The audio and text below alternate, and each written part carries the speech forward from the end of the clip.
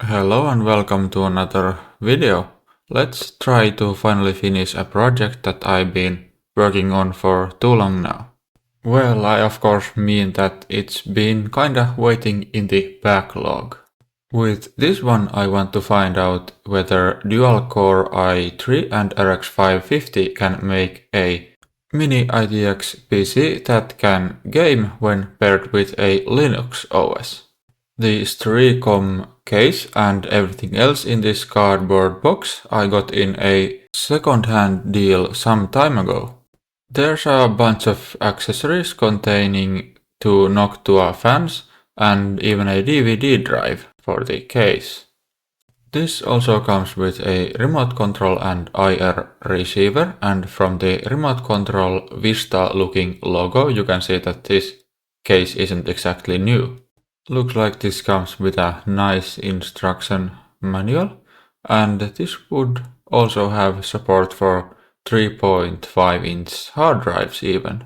I'm not going to be installing one, I'm going with a M2 NVMe drive that I thankfully got before the so-called Ramageddon, which also affects M2 SSD prices somewhat. There's some dust, so this case has been in use. In the front part of the case there are the IR receiver and the USB ports. Noctua fans are also always nice. This comes with Streacom's own 150 watt power supply, which has the power brick itself outside the case. And I guess this is how the mechanism for the DVD drive eject should be working. Doesn't work unless the DVD drive is mounted exactly right. Not quite sure whether there's supposed to be a fan mounted here, the holes don't line up. This is the only place in the case where a fan is clearly meant to be mounted, so this is probably meant to be the only case fan, and in this case it's usually exhaust fan. Because the CPU I'll be using isn't going to be a normal i3, it's going to be a BGA to LGA 5th gen CPU.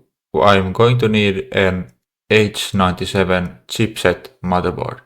This CPU is one of those that are thicker than normal CPUs would be, so I will need to put some washers under the socket to lift it up a bit. So now that there's some washers under the socket, it's actually higher than it would be normally, so that made it difficult to find a fitting CPU cooler for this. I decided to try to make this a passively cooled CPU with this spring mounted cooler. It's probably from some kind of an OEM PC. Should be more than enough for the i3 5th gen CPU. Then the 500 gig NVMe drive and 8 gigs of DDR3. The graphics card is actually something that's also been sitting around for a while. It is one of those AliExpress brands. It's a Yeston branded RX550, but I actually didn't buy this myself from AliExpress. I got this one in an HP SFF PC a while back. Actually, on AliExpress these cards aren't very good deals usually. These for some reason tend to be priced very closely to RX 570s and 580s in there. So these kinds of lowest end cards are, at least in my experience, best sourced locally from second-hand marketplaces. Of course, low profile cards availability may vary. Okay, after fiddling with that DVD drive eject button for a while, I think it's now working. So let's try powering it on. For some reason, when powering it on with any display cable in the graphics card, it does not post, or at least doesn't show anything on the screen. When powered on with the cable disconnected or connected to motherboard, it does post. What's even more strange is when it's booted up one time, without anything in the graphics card display outs. It works after that fine even when booting with cable in the graphics card. So each time I disconnect the power cable, I'll have to boot it up once without anything in graphics card display outs. It's quite strange. I spent quite long trying to fix that issue, and I tried flashing motherboard or GPU BIOS as well as numerous other things, but I couldn't find anything that would solve this problem. I'll get to that later, however. Nowadays there's many great Linux gaming distros, but I wanted to try Bazzite because it's maybe the most mainstream option. So I thought it would be comparatively stable, which seems to be the case, and it also offers this Steam Deck or Steam Machine-like experience with the possibility to boot straight into the Steam Big Picture mode. I tested some games starting with Aperture Desk Job, which is kind of the introduction game to Steam Deck, I guess. That was running playable 30 to 35 FPS, but with noticeable slowdown in places. Detroit Become Human was running around 35 FPS, but with this bug you can see here, so it was not playable. It might be fixed with changing Proton versions. I have since tried the same game with different setups and different distros without having this problem, so I don't know what it was. Tabs or Totally Accurate Battle Simulator was running at 40 FPS. It was pretty playable.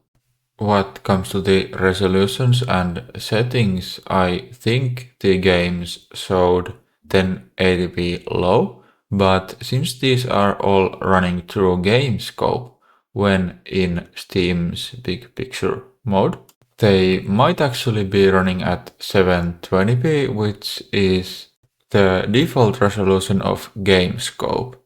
I think to change the resolution I would have to use command line arguments, but I'm not exactly sure how that works. I wasn't only interested in Bazzite Linux for this project, I was also looking for an OS for my main PC, which I also use to edit videos. So I had already decided I'm not going to use Windows 11. So I thought it would be nice to edit this video on this PC itself. There is a free version of Vinci Resolve for Linux, which seemed like the obvious video editing program to use. Actually, since the only officially recommended distro is Rocky Linux, DaVinci tends to be difficult to install on other distros, but I'll link down in the description a video which helped me. Anyway, after installing DaVinci, I discovered that it's missing some important codecs on Linux, which would mean that to use this program I would have to use an external program to convert all my video clips always before editing. So, spoiler alert, I'm now editing this on Kdenlive instead. Okay, so that was an interesting project. Now skipping forward half a year, this is now version 2 of this build. So I've changed many things. I've swapped the sketchy i3 into normal 4th gen i5.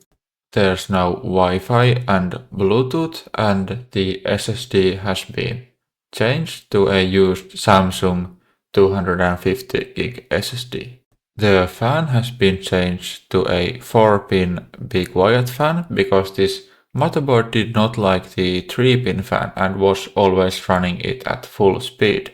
As you can also see, I made this tunnel out of a plastic box in order to get a bit more CPU cooling. I'm not quite sure if that works well though.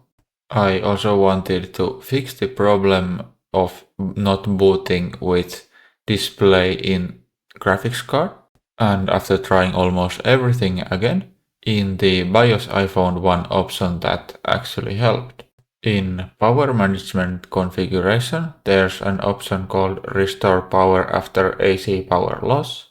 And with that enabled, the PC always automatically powers on when the power cable is connected. So there's that drawback, but now it always powers on properly even when the display cable is in the graphics card.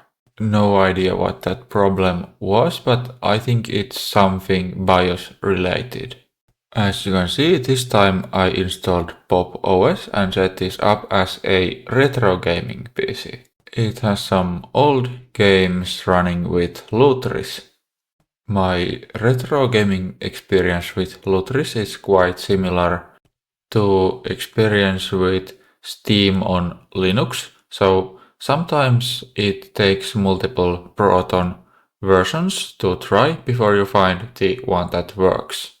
So although it takes some manual configuration, I was eventually able to get all the games running that I tried. Lutris also has third-party scripts available that can automatically apply third-party patches, which make the games run even better than originally. For example, they can unlock resolutions or FPS locks. So yeah, while this RX550 setup isn't quite a Steam machine, it's quite ideal for a retro gaming and HDPC setup.